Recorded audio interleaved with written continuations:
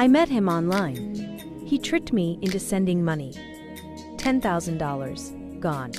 He disappeared. I was furious. So I fought back, hard. This is my revenge story. The perfect romance. My name is Rachel, and 3 years ago I was 28, a nurse, trying to navigate dating after a difficult divorce. I'd been single for about a year. My ex-husband had left me for someone he worked with, and honestly, my confidence was destroyed. I wasn't sure I'd ever trust anyone again, but my sister convinced me to try online dating. Just to put myself out there, see what happened. I created a profile on a site called Christian Mingle. I wasn't particularly religious, but I thought people on that platform would be more serious about relationships, more genuine. That's where I met David. His profile showed a handsome man in his early 30s. He was a civil engineer, he said. Originally from the US, but currently working on a construction project in Malaysia. His profile mentioned faith, family values, and looking for a serious relationship leading to marriage. We matched. He sent the first message. Your smile caught my attention, but your profile made me want to know you. Smooth, right? But also sweet. Not overtly sexual or creepy like so many messages I'd gotten. We started talking, and immediately, the conversation was different from anyone else I'd talked to online. He asked about my work as a nurse, really listened when I talked about the stress of 12-hour shifts. Sent me encouragement before big days at the hospital. He opened up about his own life. His parents had passed away when he was young. He'd been raised by his grandmother, who'd recently died. He had no siblings. He was alone in the world, essentially. Working abroad because the money was good but missing, having someone to share his life with. It was tragic. And I felt this pull to be there for him. We texted every day, long conversations.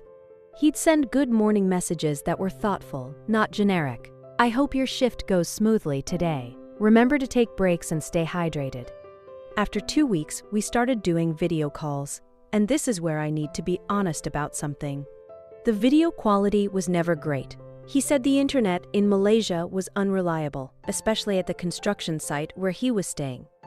The calls would freeze, lag, cut out, but I saw him. I saw his face, heard his voice. He looked like his photos, an American accent. Everything seemed to check out. We'd talk for hours about everything, our childhoods, our dreams, our fears. He told me he'd never felt this connection with anyone, that he believed God had brought us together. I fell hard, harder than I'd fallen for anyone, including my ex-husband. After 6 weeks, he told me he loved me. I said it back. We started making plans. He said his contract in Malaysia would be done in 3 months. He'd come back to the States. We'd meet in person, start our life together. I can't wait to hold you in my arms, he'd say, to finally be together in the same place. I believed every word, and that's when the requests for money started. The slow scam. Looking back, I can see how calculated it was, how perfectly orchestrated. But at the time, I didn't see it coming at all. It started small, about 2 months into our relationship. David texted me one morning, clearly stressed. There was an issue with his work visa in Malaysia, some bureaucratic problem. He needed to pay an expedited processing fee to avoid deportation, which would ruin his contract and cost him months of income. The fee was $500. I hate asking you this, he wrote. I've never asked anyone for money in my life, but my bank account here is frozen due to the visa issue, and I can't access my funds. I'll pay you back the second this is resolved. I promise. I hesitated. I'd heard about scams. But this was David. We video called. We'd said, I love you. He was real. And $500 wasn't that much. I could afford it. I sent it via Western Union, like he asked. You saved my life, he said when I told him. I'll never forget this. I love you so much. 2 days later, he said the issue was resolved. He didn't mention paying me back, but I didn't want to seem petty by bringing it up. 3 weeks went by, Everything was normal, great even. We talked about him coming home, where we'd live, whether we wanted kids.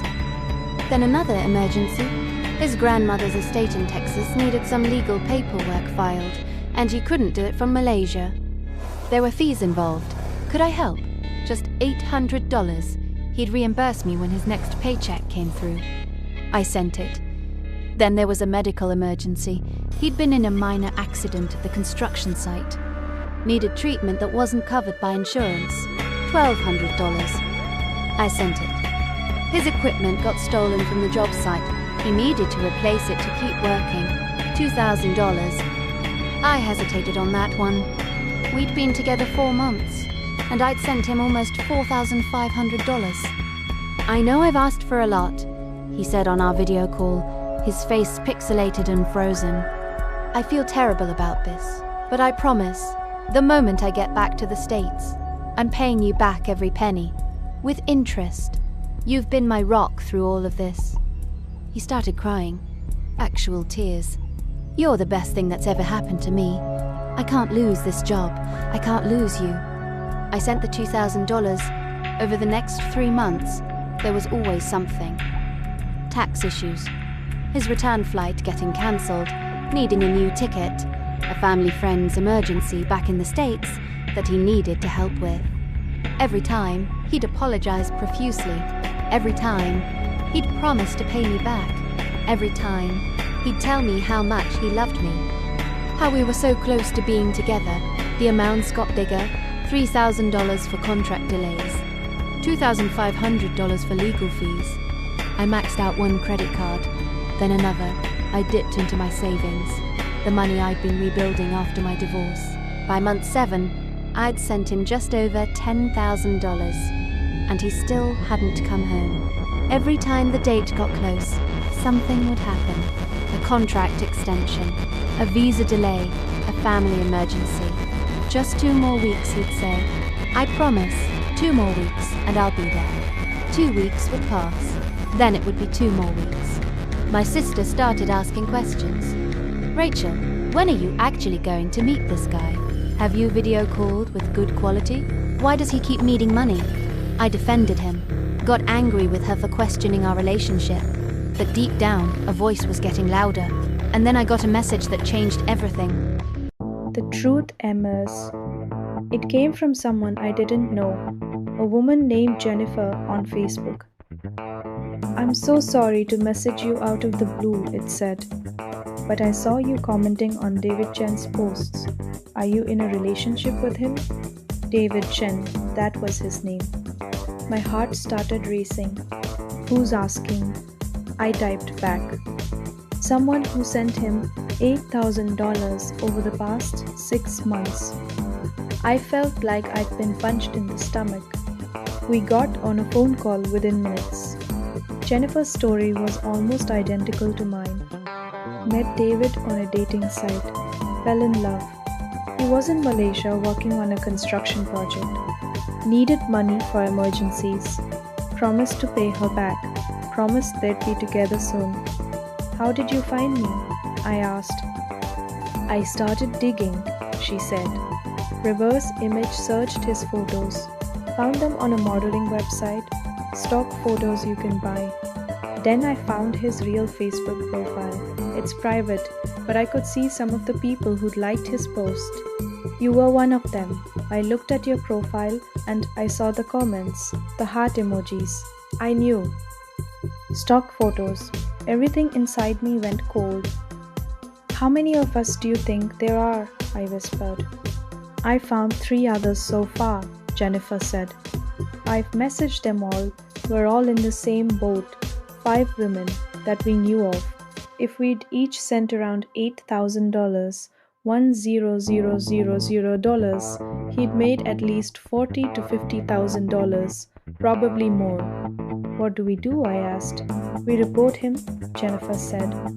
All of us, to the FBI. They have a department specifically for romance scams. IC3, the Internet Crime Complaint Center. That night I went back through every conversation with David, every photo, every video call. I looked at the photos with fresh eyes. They were professional, too professional, the kind you'd see in a catalog. I did reverse image searches, found them on stock photo websites, Getty Images, Shutterstock, the video calls. I'd seen someone, but had I really? The quality was always terrible, the face always pixelated or frozen. Could they have been deep fakes, pre-recorded videos? I felt so stupid, so utterly, completely stupid. I'd sent $10,000 to someone I'd never actually met, someone who probably wasn't even the person in the photos. I cried for hours, not just because of the money, but because the relationship had felt real, the connection had felt real, and it was all a lie. But then the grief turned into something else. Anger and determination. He wasn't going to get away with this. Recalling the case, the next morning I filed a report with IC3, the FBI's Internet Crime Complaint Center. Jennifer and the other 3 women did the same. We also created a group chat, shared everything we had, compared notes. The stories were eerily similar. Same name, David Chen, same profession, civil engineer, same location, Malaysia, same tragic backstory about dead parents and grandmother, same requests for money, always emergencies, always temporary, always with promises to pay us back. But there were small differences that told us more. One woman, Maria, had been talking to him for over a year. She'd sent $15,000. Another, Lisa, had only been scammed for $3,000 before she got suspicious and stopped. We realized he was running multiple relationships simultaneously, probably had a whole system. Scripts, responses he'd copy and paste. Jennifer had some tech skills. She started tracing things. The phone number he'd given us all, a Google Voice number that forwarded to who knows where. The email addresses, fake, different variations but all created around the same time. The video calls, Jennifer analyzed them, suggested they might have been AI generated or deepfakes. The technology exists now. It's frighteningly good. But here's what we did have: Western Union receipts, bank transfers, PayPal transactions, a complete money trail showing exactly how much each of us had sent and where it had gone. Most of it had been picked up in Nigeria, not Malaysia. Nigeria, that was the first solid clue about where he actually was. I contacted Western Union and my bank, asked for detailed transaction records. They were surprisingly helpful once I explained I was cooperating with an FBI investigation. We also had the dating profiles, screenshots of every conversation, every photo he'd sent, every promise he'd made. I printed everything, created a binder, organized it chronologically, bank statements showing the transfers, screenshots of the messages requesting money, the promises to pay back, the I love you messages surrounding each request. It was 200 pages of evidence. 2 weeks after I filed the IC3 report, I got a call from an FBI agent named Detective Martinez with the Economic Crimes Unit. "Miss Patterson," he said, "we've received your report and the reports from 4 other women regarding the same suspect. We're opening an investigation." I nearly cried with relief. "We need you to send us everything you have," he continued. "Every message, every transaction record, every photo. And we need you to continue communicating with him." What? I was shocked. "If he's still contacting you, we need you to keep him talking. Try to get more information, location details, real names, bank account information, anything that could help us identify and locate him." My hands were shaking. "You want me to pretend I don't know he's scamming me? I know it's difficult, but it could be crucial to building our case." I agreed. The next time David messaged me asking how my day was, I responded normally, played along, acted like everything was fine. When he asked for more money a week later, some new emergency, another $2,000, I told him I was having my own financial difficulties. Could he wait? "Of course, my love," he wrote back. "I understand, don't worry about it. We'll figure it out together." So caring, so understanding, so full of it. Over the next month, I extracted information, asked questions. What's the name of the construction company you're working for? What's your employee ID number? Can you send me a photo of your work badge? Sometimes he'd answer, sometimes he'd deflect, but I got bits and pieces. I forwarded everything to Detective Martinez, and then 3 months after I filed that initial report, I got the call I'd been waiting for. Bailing the case the next morning, I filed a report with IC3, the FBI's Internet Crime Complaint Center. Jennifer and the other 3 women did the same. We also created a group chat. 3 months after I filed that initial report, I got the call I'd been waiting for. The rest. Ms. Patterson, this is Detective Martinez. I wanted to inform you that we've made an arrest. I actually screamed. My co-worker in the break room looked at me like I'd lost my mind. Tell me everything, I said. The suspect wasn't in Malaysia. He wasn't even in Nigeria, where the money had been picked up. He was in Houston, Texas. His real name was Christopher Okafor. 32 years old, Nigerian American, had been running romance scams for at least 5 years. The FBI had been tracking him for months. My case, combined with the other women's reports, gave them enough evidence to get a warrant. They'd traced the Western Union pickups, tracked his IP addresses, connected him to multiple fake profiles across different dating platforms. When they raided his apartment, they found everything. Multiple phones, each one logged into different dating profiles with different identities. David Chen, Marcus Williams, James Peterson. Dozens of names. A laptop with folders, literally organized by women's names. Scripts of what to say, photos downloaded from stock websites, and modeling portfolios. Spreadsheets tracking how much money each woman had sent. I was in a folder labeled R and Rachel $10,240. He'd been scamming at least 30 women simultaneously. Total take, over $300,000. Some women had sent $20,000, $30,000, even $50,000. Women who'd emptied their retirement accounts, taken out loans, destroyed their financial futures for someone who'd never intended to meet them.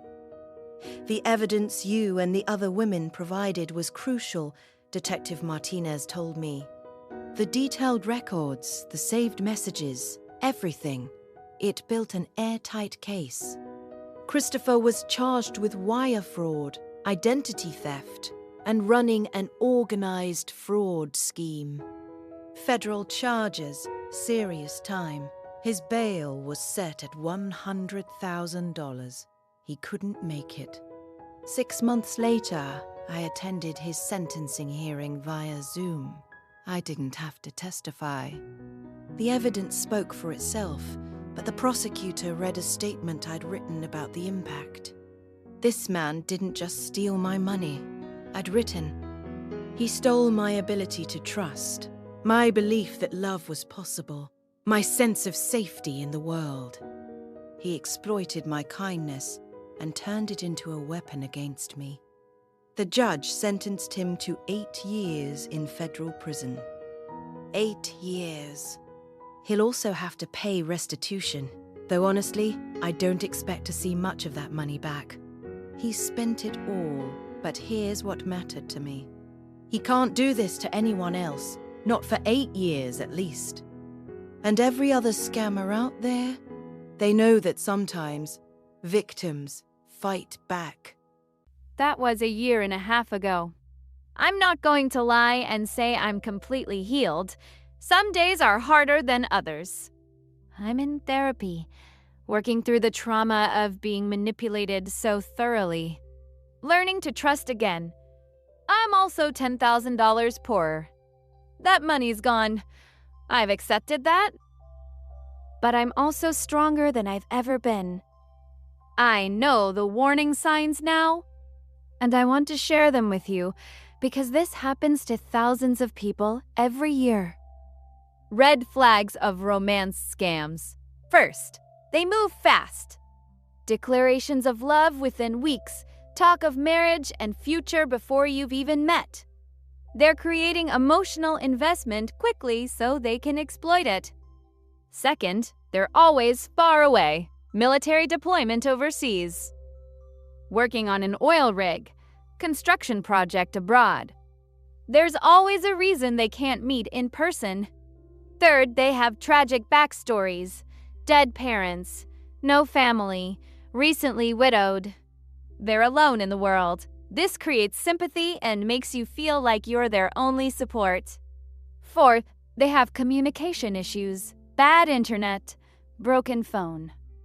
Can't video call clearly. This is to hide that they're not who they claim to be.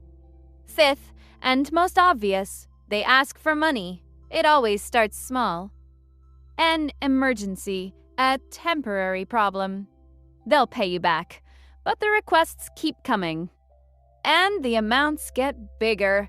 If someone you've never met in person asks you for money, it's a scam. Period. I don't care how real the relationship feels. I don't care how many hours you've talked. I don't care if you've video called. Do not send money to someone you haven't met in person.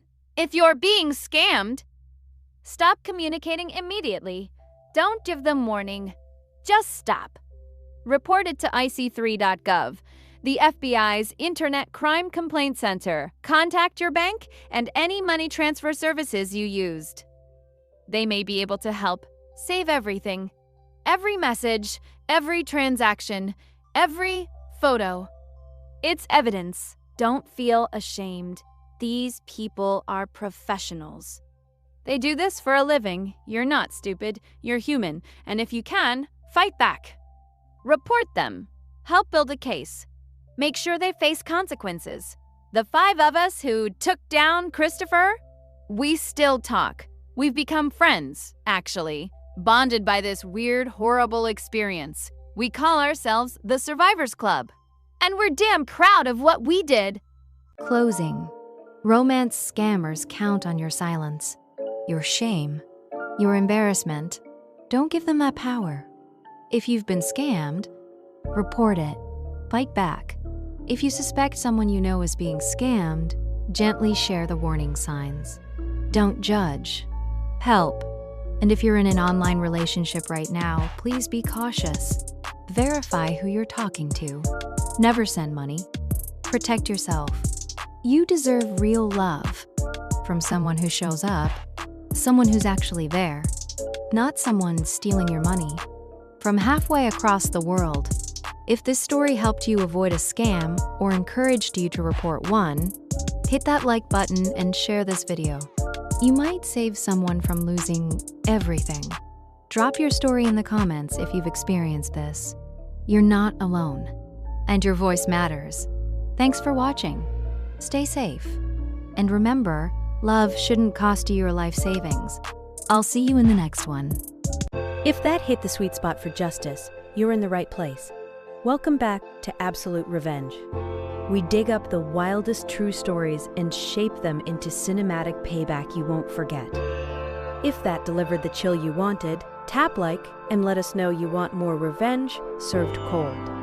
Have a story burning inside you? Send it our way. Real people, real payback, real satisfaction. Follow for behind-the-scenes interviews and the full reconstructions you won't see anywhere else. Now stay with us for the outro. Subscribe, pick the next video, and tell us whose revenge you'd watch again. Absolute Revenge. Thanks for watching. Your story could be next. Subscribe for more revenge stories.